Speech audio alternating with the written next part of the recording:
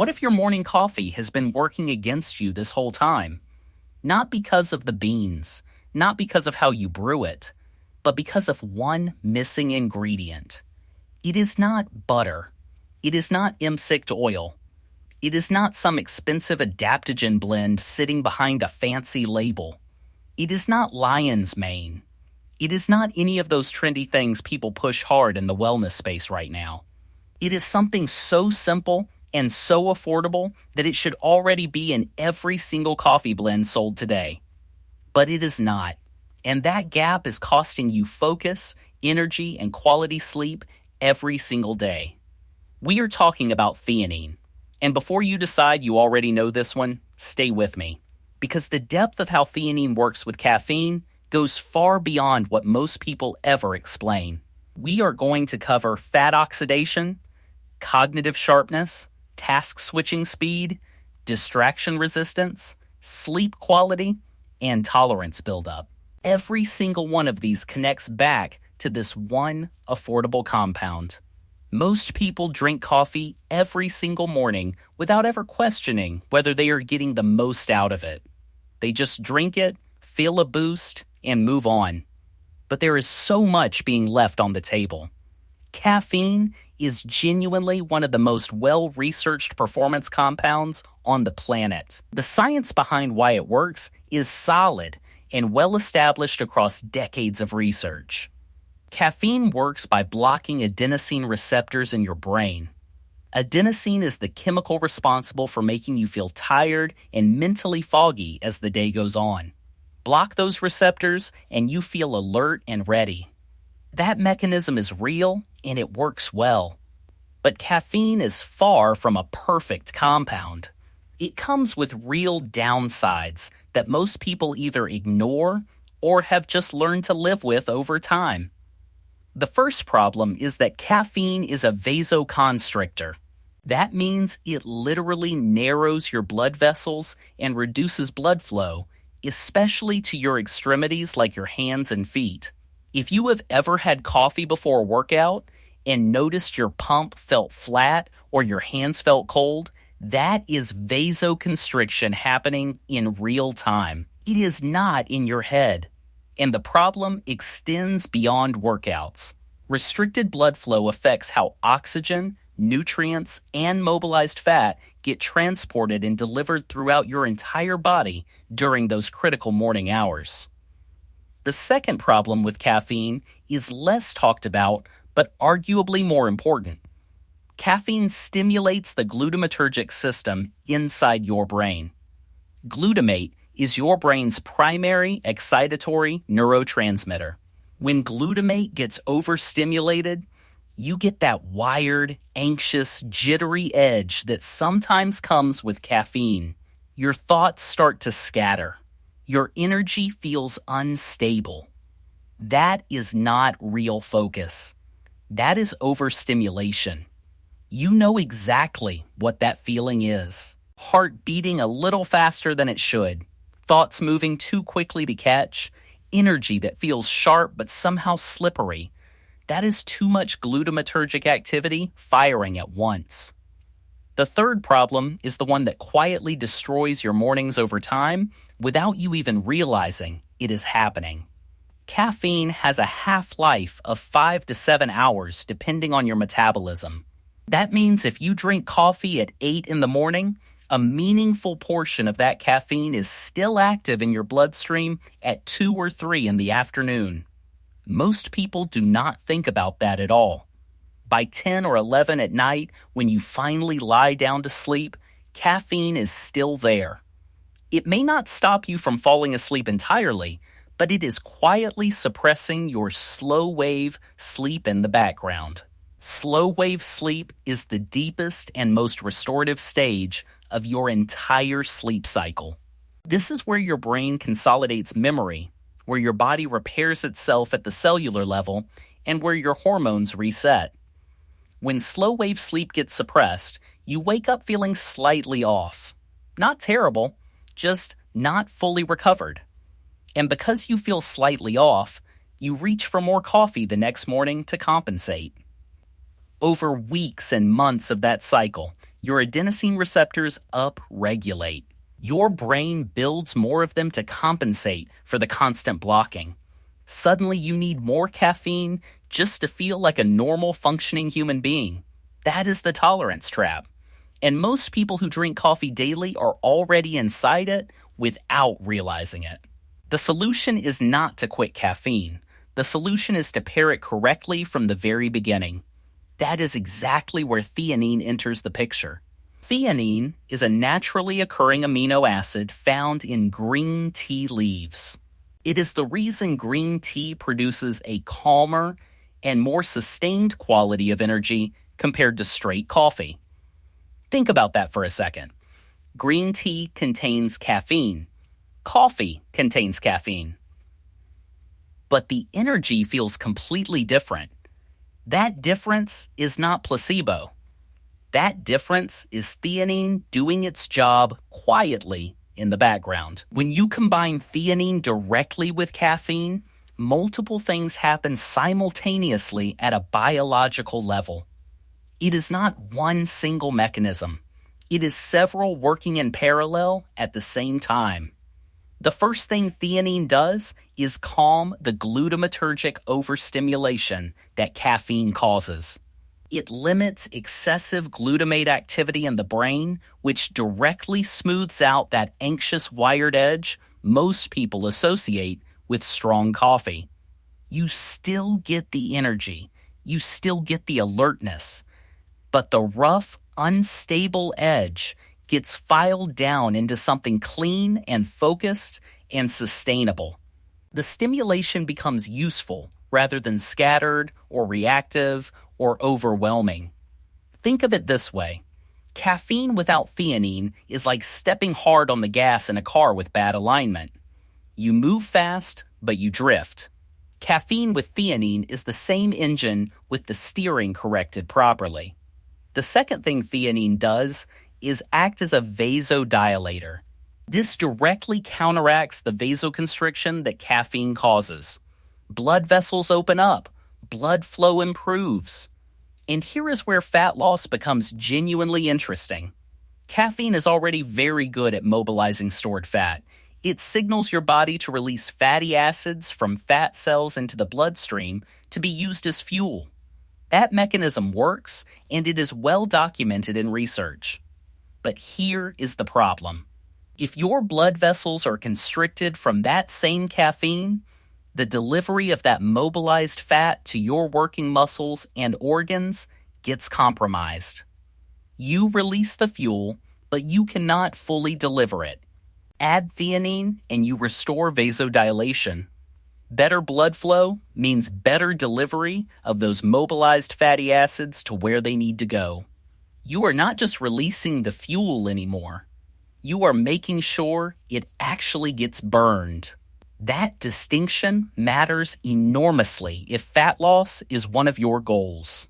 The mobilization was already happening. The delivery was the missing piece. Theanine fills that gap in a way almost nothing else does this cheaply. The third mechanism is where the sleep story comes full circle. Research has shown that co-ingesting theanine with caffeine can reduce the negative impact that caffeine has on your slow-wave sleep architecture overnight. You are not just neutralizing a side effect. You are actively protecting the quality of your sleep on the same days you drink coffee. And that matters more than most people appreciate when they hear it for the first time. Better slow-wave sleep means your adenosine receptors stay more sensitive overnight. And more sensitive receptors the next morning means your coffee works better without you needing to increase your dose at all. This is how you stop the tolerance spiral from building in the first place. You protect the sleep. You preserve receptor sensitivity. You keep the same dose working at full effectiveness for much longer than it otherwise would. Now let us talk about the actual research, because the findings here are genuinely surprising even for people who already have some familiarity with theanine and its general benefits. A study published in Nutritional Neuroscience tested subjects across 3 conditions. One group received 50 milligrams of caffeine alone. One group received 100 milligrams of theanine alone. One group received both together. At 60 and 90 minutes, caffeine alone increased subjective alertness. That result was expected and predictable. It confirmed what everyone already assumed about caffeine's basic alertness-boosting effect, but the caffeine plus theanine group showed something the caffeine alone group did not. They showed measurably improved ability to switch between tasks quickly and cleanly without losing momentum in the process. This is the part where most people assume task switching sounds boring or insignificant. But understanding why it matters so much changes everything about how you think about your own daily cognitive output. Your brain cannot actually multitask. That is a complete myth. What your brain does at all times is rapidly switch between individual tasks one at a time. Real multitasking does not exist at the neurological level, and every single time you switch between tasks, there is a cognitive cost attached to that transition. A ramp-up period. A moment where your brain releases one context and has to rebuild momentum inside the new one. That transition cost is small each time, but it compounds heavily across dozens of task switches throughout a full working day. It is one of the largest hidden drains on real-world cognitive productivity most people never account for. The caffeine plus theanine group experienced that transition cost going down meaningfully. They switched between tasks faster, more cleanly, with less mental friction and without losing their place or their momentum mid-switch. That is a real-world advantage that shows up in measurable output, not just in how people feel, but in how they actually perform on timed cognitive tasks inside a controlled research setting. That distinction matters a lot. And it still does not stop there. The same caffeine plus theanine group also showed significantly reduced susceptibility to distraction compared to caffeine alone. More energy, faster task switching, fewer distractions pulling attention sideways. That combination together in a single cheap compound is something most people would pay serious money for if it came inside a branded nootropic bottle with a celebrity behind it. But it does not need to. It is just theanine. Available in powder form, costs almost nothing, tasteless when stirred into coffee, and backed by peer-reviewed research rather than influencer testimonials and aggressive marketing campaigns online. Now let us talk dosing, because the ratio here is specific, and it matters more than most people realize when they first start experimenting with this combination on their own. The research consistently points to a 2-to-1 ratio of theanine to caffeine. For every 50 milligrams of caffeine you consume, you want 100 milligrams of theanine alongside it. That ratio is what the studies use. A standard cup of drip coffee contains roughly 80 to 100 milligrams of caffeine, depending on the brew strength and the beans used. That means you want approximately 160 to 200 milligrams of theanine with it. If you are drinking a stronger brew or a double shot espresso situation with around 200 milligrams of caffeine, you are looking at 400 milligrams of theanine to maintain that 2-to-1 ratio properly. Timing is also important, and most people skip over this part entirely. You want to co-ingest the theanine within about 15 minutes of your caffeine for the synergistic effects to align properly at the receptor level. Taking theanine an hour after your coffee is not the same thing. The interaction between these two compounds happens at a neurological and vascular level, and the timing of that overlap significantly affects the quality of the outcome. Theanine is water-soluble, which makes this extremely practical. You can stir the powder directly into your coffee, and it dissolves completely. You will not taste it. You will not notice any change in flavor or texture at all. It is not exotic. It is not hard to find. It is available on Amazon for a couple of dollars. The barrier to entry here is almost zero, which makes the lack of mainstream adoption genuinely baffling when you lay out all the evidence. There is also an additional protocol worth considering that goes beyond the morning cup. Taking a separate dose of theanine in the evening before bed has shown real benefits for sleep quality on its own. This evening dose is independent of caffeine entirely. You are not pairing it with anything. You are simply using theanine's natural calming properties to support deeper and more restorative slow-wave sleep on its own terms. And because slow-wave sleep quality directly determines how well your adenosine receptors reset overnight, this evening dose essentially makes your coffee work better the following morning without changing anything about your morning routine at all. 100 to 200 milligrams before bed is a reasonable starting point for most people. It is gentle. It is not sedating in any aggressive pharmaceutical sense. It simply helps the brain wind down more cleanly into deep sleep.